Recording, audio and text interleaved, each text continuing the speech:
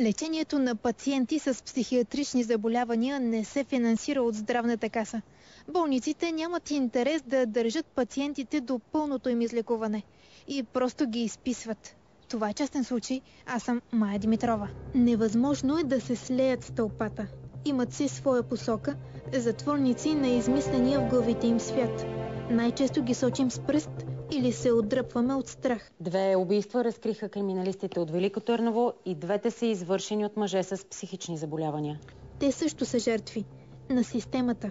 Само в София с шизофренни психози са 60 000 души. 12-те държавни психиатрични болници са на бюджетно финансиране. Твърда сума, която не зависи от броя на приетите пациенти и техния престой. Не е нужно да е икономист човек или медик да си даде сметка, че такава една болница всъщност няма никаква мотивация не да лекува добре, тя няма никаква мотивация да лекува пациенти. Между 120 и 150 хиляди на месец получават държавните болници, с които трябва да се плати и за труда на лекарите, и за поддръжката и сметките на болницата, и за скъпо струващите лекарства, и за храната на болните.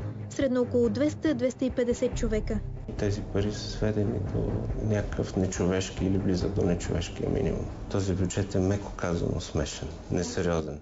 По съвсем груба сметка, един леглоден в такава психиатрична болница е под 10 лева за престой на пациент. Нали се сещате, че престоя на един пациент в болницата е нещо много относително. Един пациент може да преседи в болница и 10 дни, може да преседи в болница и 6 месеца. Това изглежда, че няма никакво значение. Тоест директорите на болници са поставени в ситуацията на фокусници да вадят някакви пари от някъде, за да осигурят лечението на тия пациенти.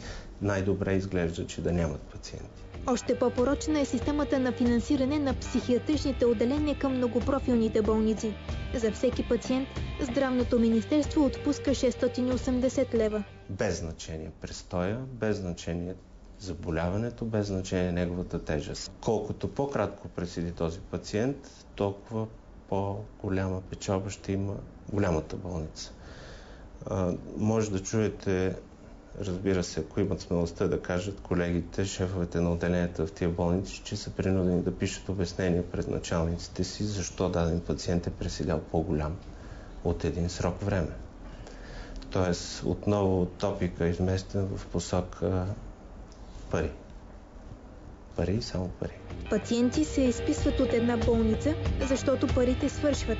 Без да са излекувани, попадат във втора, процедурата се повтаря, следва трета и четвърта болница. Ако нямат близки, просто се прибират от дома или на улицата. И това вече е проблем, не само на болния, защото той става опасен. Бъдейки нефинансирана психиатричната помощ, броя на рехоспитализациите в страната подозирам, че е чудовищен. Аз виждам пациенти, които в рамките на една година са лежали на 4-ти километър в медицинска академия, в Корил и постъпват и лежат и при мен. Това е един и същи пациент с една и съща заболяване, който преминава през 4 различни болници. Има ли контрол на качеството на лечение? В методиката на Здравното министерство липсват критерии за изписване на пациента, както времеви, така и по отношение на ефективността от лечението. Т.е. отделенията са стимулирани да приемат пациентите. Но кога и как да бъдат изписани, отсъства от методиката. Ако отворите сайта на Министерството, ще видите, че там не съществува статистика нито за парите, които са харчени за психично здраве, нито за броя на нито за оборота на леглата от последните години, нито за продължителността или средните продължителност на хоспитализациите в психиатрията. Адекватно финансиране и контрол на лечението може да има, ако то се извършва от здравната каса, е мнението на лекарите. Абсурдно е да съществува в една държава здравна каса, която да заплаща лечението на пациентите, независимо от това какви са те, и тази здравна каса да не е ангажирана с психиатрични пациенти. То практически е дискриминация. От касата не пожелаха да коментират. От Здравното министерство отказаха да застанат пред камера. В писмо обясниха, че съществуващият начин на финансиране дава възможност за продължително лечение на здравно неосигурени лица с тежък социален статус в психиатричните болници. Ако финансирането мине към касата, те ще останат без лечение. Това обаче не е истина. Според Закона за здравното осигуряване, лицата с тежък социален статус се осигуряват за сметка на държавата.